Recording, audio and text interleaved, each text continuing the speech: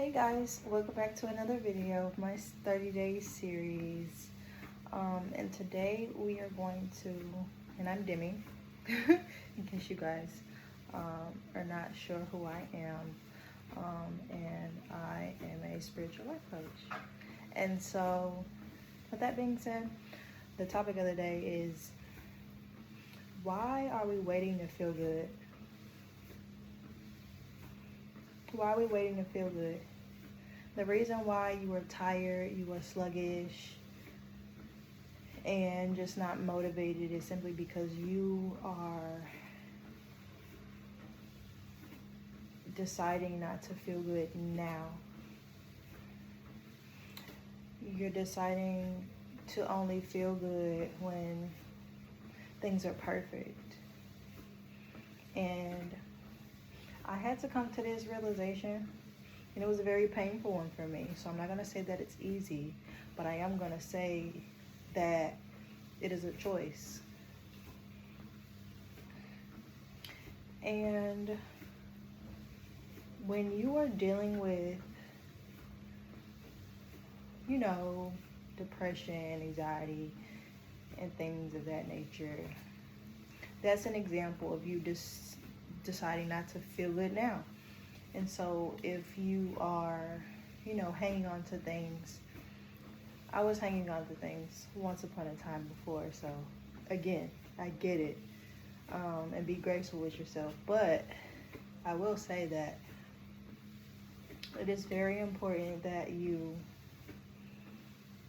get out of that and have things that you do and have a routine for yourself to pull yourself out of it, so you're not wasting years of your life.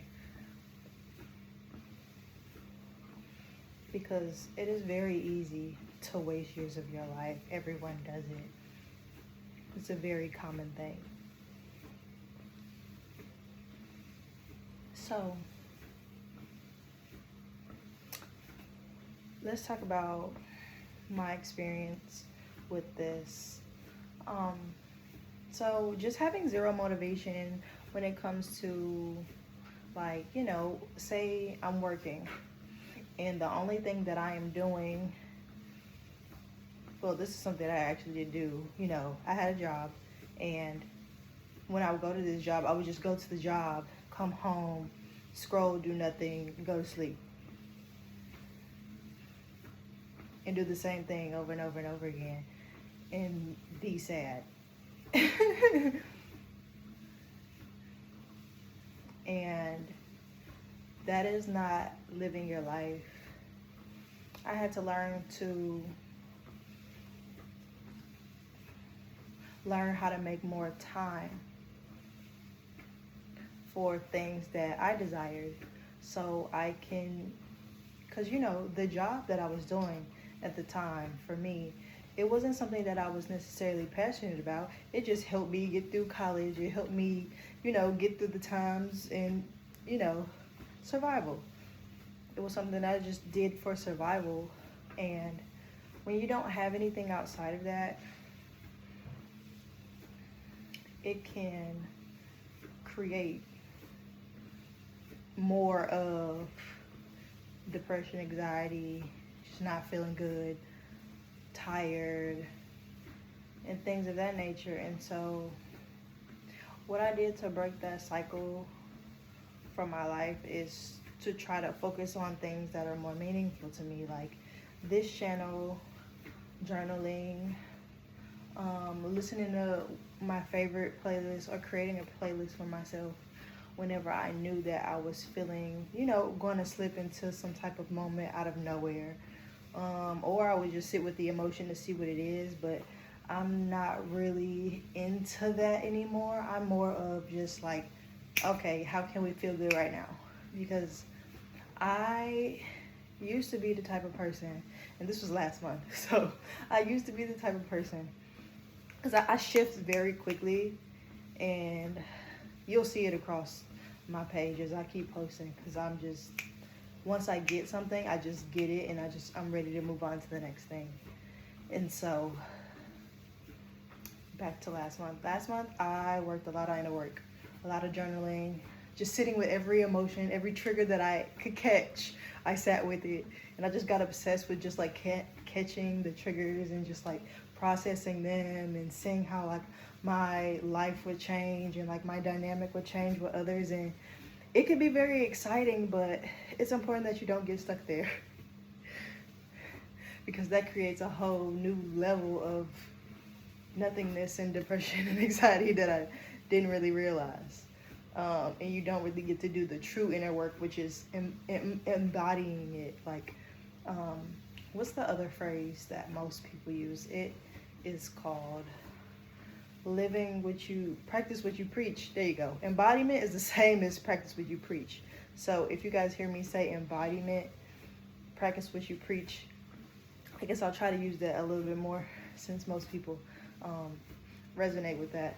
So yeah, it's very important when you're learning things that you start to put it into practice, because if you don't, nothing's really going to get done, and you're going to find yourself stuck again and be wondering, why am I not moving? I really want to do this, but I don't know. You can feel kind of stuck, right? Yeah. Feeling stuck, feeling stagnant, feeling tired, feeling all these things that you would not like to feel is due to, not having the structure in your life, not having the steps and the routine. So I have a routine that I do every single morning, no matter what. No matter how sad I am, no matter how, if I decided not to go to work, like no matter what, this is what I'm getting up and this is what I'm doing. And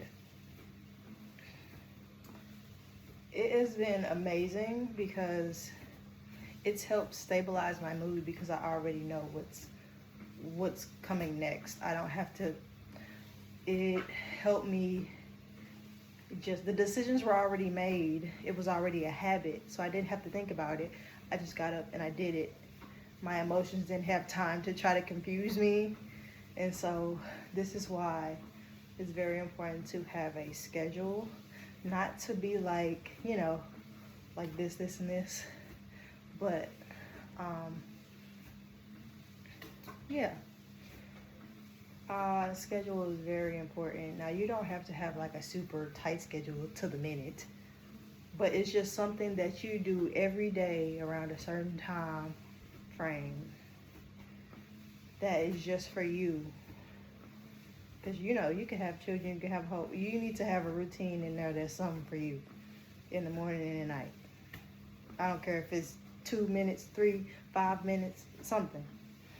Mine is very long, and that's because I'm not married yet. So, yeah. But I'm definitely speaking to everyone out there because I'm open and understanding that everybody has a different lifestyle, and that's okay too, because there is still room for you.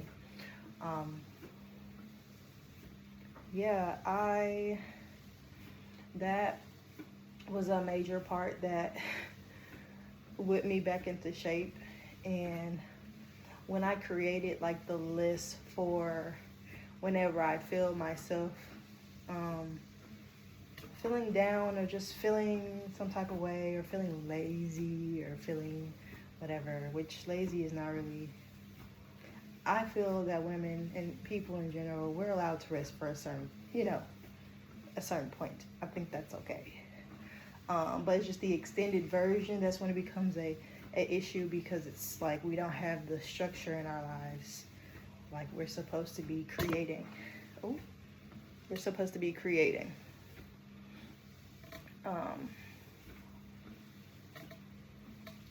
Yeah.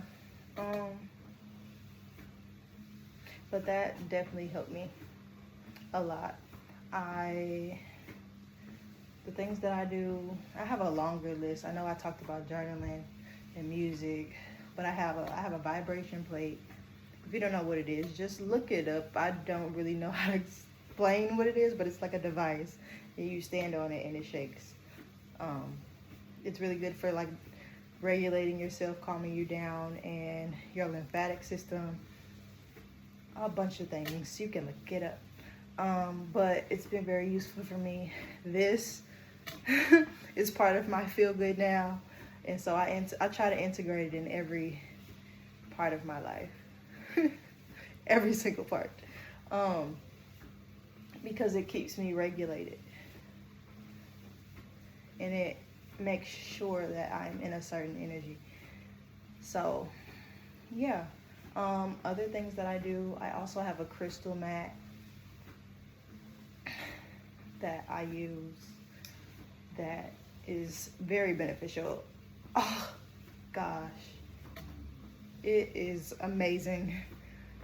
Look up what a crystal mat is. And it has a little, when it's woman time of the month, it has a heating pad thing on it. It has the infrared light on it. It's lovely. I love it. It's great. Highly recommend. It is definitely what helps my routine a bit, and I love it. And actually, my list is right over here. I read, listen to music, I dance. Oh, sometimes I do dance too, because it helps move that stuck energy out. What else? I drink tea. I sit in silence for 10 minutes. I have it right here on my refrigerator. So, cold showers. Cold showers are very beneficial. Just look up benefits of cold showers on Google, and oh my god, there's so many. And a lot of the things that I do are all nervous system informed, meaning it calms you down. It gets you out of that scattered, all over the place, jittery caffeine energy. It kind of gets you out of that. And then it gets you to be a little bit more present. There's a lot of things that I do every day. And I do them every day? No. You don't have to do the same thing every single day. You just pick one. Pick the one that is easily accessible to you, and make sure it is easily accessible to you at all times. Meaning, on your phone, make sure you have a nice little playlist. In case you have a moment, you just play the playlist. Don't even talk about what you're angry about. Don't even give it your energy. Just click the playlist. Just sing along to the song. That's it, and just let it ride out. And if you try that, I'm telling you, you won't even recognize yourself after a few times of doing this. Because I've been doing this for a while, and so it's just like, you really do turn into a different person once you integrate these things into your life. But it definitely helps you get unstuck. And, I find myself sometimes when I have a playlist and I just play it, there's a certain song that'll come on that'll just get me up and dancing, and I just so happen to just be on the couch, like, just moping around, doing nothing, probably scrolling, doing something I'm not even supposed to be doing, and then it'll have me getting up, cleaning, because I'd be in such a good mood, and then I turn around like, that one song motivated me to clean my entire home. What? And so it's just, it really is like the magic of life. It's like my magic list. But yeah. And then your chores and stuff, you can make them fun. That was an example of me making it fun. Was I planning on doing it then? No, but it just naturally happened because I was in a good mood. So you can use your emotions to be able to manage them better. And so this is more of a managing the happy emotions, the feel-good emotions, the natural dopamine emotions. Music can do that. Writing can do that. All of the things that I've listed can do that. This can make you feel good. Sometimes if you've ever, been to the gym or been for a walk, you'd notice that, like, wow, I feel so much clearer. I feel so much better. Like, why was that so hard? And it was because, you were in your head and you didn't realize, you know, your nervous system was just so dysregulated that you didn't realize that this is what your nervous system needed.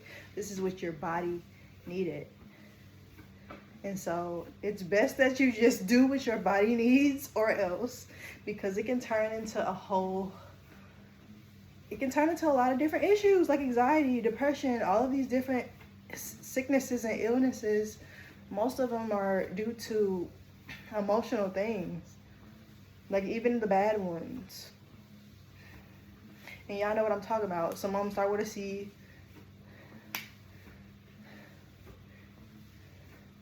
And, you know, all of the other, you know, bad things out there that could make you sick and not want to do anything and not able to continue a normal life.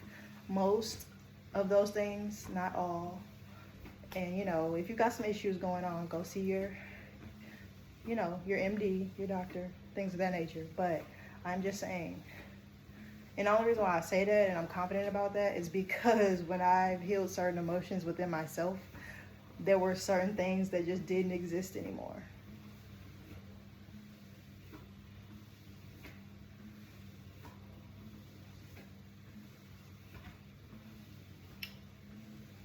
And that's how I know. I know by evidence with me and my body, because I'm a human. Everyone else is a human. And I feel like if I processed an emotion and it was connected to something that was hurting my body and causing me to not be able to operate in a certain manner, and I processed that, meaning I focused a lot of intention on it and where it was coming from, and then all of a sudden the pain is gone. I'm sorry, I don't care what anyone says, that's a cheat code. That's a cheat code to life. So, there's no reason for anybody to be... Oh, I just thought of another one. Talking to a friend who you know is like gonna lift you up. Oh, game changer. Talking to someone who you know is gonna lift you up. Whether that be your therapist, whether that be some family member, friend, I don't know, an alias of yours. Anybody. That positive person that you know is just gonna always, whatever you say out of your mouth, they're just gonna throw some positive back to you. That's who you need to be talking to. Because they're gonna regulate you right back into shape over and over and over again. So that can be a part of your list too. I know I do. Because my mother, talking to my mother will... No, we're not stressing out about that. Like, she's quick. She's quick with it. We're not, huh? What did you say? What? No, that's not, no. It don't matter what's going on. She's like, no, what? Don't worry about that. Just go do something fun. What is that? Like, it just whips me in a way that, like, I love it.